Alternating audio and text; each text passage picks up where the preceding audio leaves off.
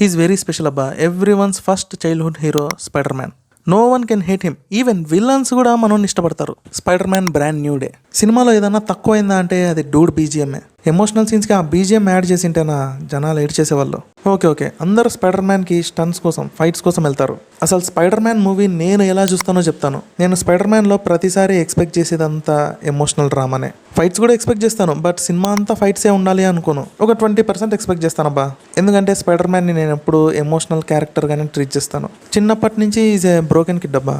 అమ్మా నాన్న ఉండరు, అంకుల్ ఆంటీ దగ్గర పెరుగుతాడు. అంకుల్ చనిపోతాడు, తర్వాత ఆంటీ చనిపోతుంది, ఫ్రెండ్స్ని కోల్పోతాడు, గర్ల్ ఫ్రెండ్ని కోల్పోతాడు, ఫైనల్గా తనకు ఎంతో ఇష్టమైన మెంటర్ కూడా చనిపోతాడు. సో ఇంకా మనోడి దగ్గర ఏముంది కోల్పోవడానికి? ఏమీ లేదు. సో ఎలా సర్వైవ్ అవుతాడు, దేనికోసం సర్వైవ్ అవుతాడు, తన లైఫ్ పర్పస్ ఏంటి అనే పాయింట్తో నేనైతే సినిమాని చూస్తాను. చిన్నప్పటి నుంచి మన ఫస్ట్ సూపర్ హీరో ఎవరంటే అది స్పైడర్ మ్యానే. తర్వాత వచ్చారులే స్లోగా ఒక్కొక్కరు, Hulk, Iron Man, Captain America, వీళ్ళంతా. But love for Spider Man is unmatchable. అందుకే Spider Man movie is especially for Spider Man fans. కొంతమంది గాడిదలు ఉంటారు, ఇలాంటి సినిమాలకు ఎందుకు పోతారో తెలియదు. ఇంటర్వెల్ ఫైట్ కావాలంటారు, ఐటమ్ సాంగ్ కావాలంటారు. అందుకే కొన్ని సినిమాలకి Pan Parag batch strictly prohibited అని ట్యాగ్ ఇవ్వాలి. ఓకే, ఇంకా సినిమా ఎలా ఉందిరా అంటే నాకైతే ఫుల్గా నచ్చేసింది అబ్బా, మామూలుగా కాదు. ఎండ్ గేమ్ తర్వాత ఎంసీయూ ప్రొడ్యూస్ చేసిన ది బెస్ట్ ప్రోడక్ట్ ఇది. బిగినింగ్ నుంచి ఎండింగ్ వరకు every scene is a master piece.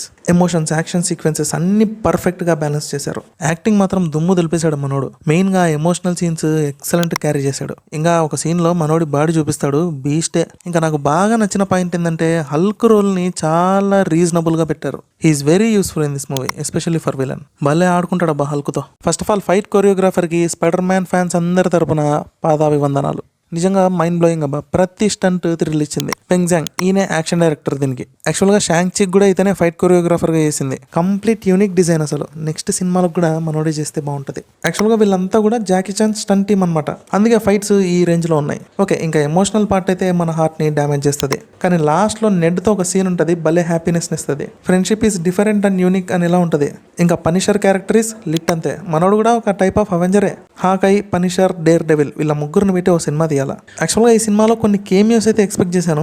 మెయిన్గా జైల్ ఫైట్లో అదైతే నెక్స్ట్ లెవెల్ ఫైటే. ఆ రెడ్ బ్యాచ్ అయితే చాలా పవర్ఫుల్గా ఉంటారు. స్పైడర్ మ్యాన్ని సాగొట్టి పెడతారు. ఇప్పుడు వస్తాడు అల్టిమేట్ స్పైడర్ మ్యాన్. ఆ ఫైట్ని ఇంకొంచెం సేపు ఎక్స్టెండ్ చేసింటే బాగుండేది, తొందరగా అయిపోగొట్టినట్టు అనిపించింది. ఇంకా విలన్ అయితే ది డెడ్లీయెస్ట్ అని చెప్తా.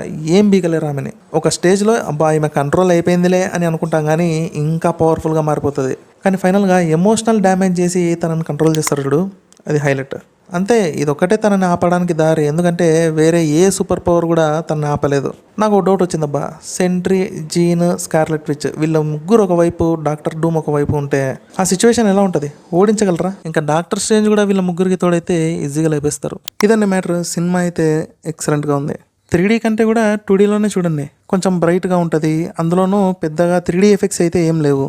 సో 2Dలోనే వర్త్ వాచింగ్. సరే, కానీ మీకు సినిమా ఎలా అనిపించిందో కామెంట్ చేయండి.